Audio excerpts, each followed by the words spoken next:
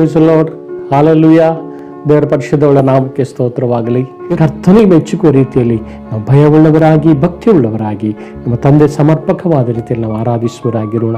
ಯೆಜ್ಕೇಲನಿಗೆ ದೇವರು ಆತನು ಹೇಳಿದ ಹಾಗೆ, ಅದರ ಯೆಜ್ಕೇಲ ಪ್ರವಾದನ ಪುಸ್ತಕ 11ನೇ ಅಧ್ಯಾಯ 19ನೇ ವಚನದಲ್ಲಿ, ಅವರು ನನ್ನ ನಿಯಮಗಳನ್ನು ಅನುಸರಿಸಿ ನನ್ನ ವಿಧಿಗಳನ್ನು ಕೈಕೊಂಡು ನೆರವೇರಿಸಲಿ ಎಂದು ನಾನು ಅವರಿಗೆ ಒಂದೇ ಮನಸ್ಸನ್ನು ದಯಪಾಲಿಸಿ ನೂತನ ಸ್ವಭಾವವನ್ನು ಅವರಲ್ಲಿ ಹುಟ್ಟಿಸುವೆನು. ದೇವರಿಗೆ ಸ್ತೋತ್ರ. ಈ ಒಂದು ಸ್ವಭಾವ ದೇವರು ಯೆಜ್ಕೇಲನ ಮೂಲಕ ಮಾತಾಡಿದ ಹಾಗೆ, ದೇವರೇ ನನ್ನಲ್ಲಿ ಸ್ವಾಮಿ ನಾವು ನಿನ್ನ ನಿಯಮಗಳನ್ನು, ದೇವರೇ ನಿನ್ನ ವಿಧಿಗಳನ್ನು ನಾವು ಕೈಕೊಂಡು ನಡೆಯುವ ಹಾಗೆ ಏಕ ಮನಸ್ಸನ್ನು, ದೇವರೇ ನಮ್ಮಲ್ಲಿ ಏಕ ಮನಸ್ಸನ್ನು, ದೇವರೇ ಒಂದು ನೂತನ ಸ್ವಭಾವವನ್ನು, ನಿನ್ನನ್ನೇ ನಾವು ಭಾವವುಳ್ಳವರಾಗಿ, ಸತ್ಯ ಭಾವವುಳ್ಳವರಾಗಿ ನಾವು ನಿನ್ನನ್ನೇ ನಾವು ಅನುಸರಿಸಿ ಆರಾಧಿಸುವ ಭಾವ ನಮಗೆ ನೀನು ಒದಗಿಸು.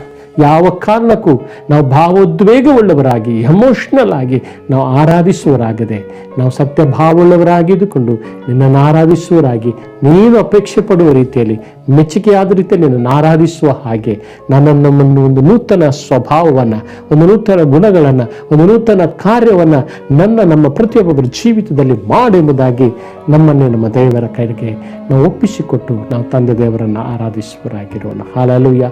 ಕೇಳಿದ ವಾಕ್ಯಗಳನ್ನು ನೆನಪು ಮಾಡಿಕೊಂಡು ಇವತ್ತು ನಾವು ನಮ್ಮ ಆರಾಧನೆ ಎಂಥ ಆರಾಧನೆ ಆಗಿರಬೇಕು ಇವತ್ತು ನಾವು ಎಂಬುದನ್ನು ತೀರ್ಮಾನ ಮಾಡಿ ದೇವರಾತ್ಮನಿಗೆ ನಮ್ಮ ದೇಹಾತ್ಮ ಪ್ರಾಣಗಳನ್ನು ನಾವು ಸಮರ್ಪಿಸುತ್ತಾ ನಾವು ದೇವರಿಗೆ ಭಯಪಡುವರಾಗಿ ನಾವು ಜೀವಿಸೋಣ.